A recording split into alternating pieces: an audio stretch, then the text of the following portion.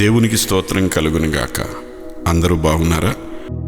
మన మనస్సులోని మాటలన్నిటినీ ఇతరులకు చెప్పడం అనేది కేవలం బుద్ధిహీనమైన పని. నువ్వు చెప్పే మాటలన్నీ నిజాయితీగానే ఉండవచ్చు, కానీ అవి ఎదుటి వ్యక్తి హృదయాన్ని గాయపరుస్తాయని గుర్తుంచుకో.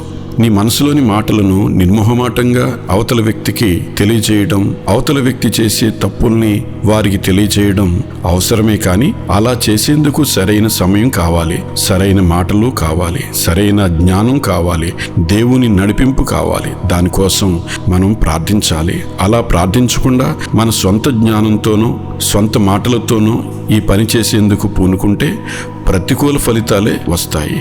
సరిగా ప్రత్యుత్తరమిచ్చేవానికి దాని వలన సంతోషం పుట్టును. సమయోచితమైన మాట ఎంత మనోహరము. సామెతలు 15:23.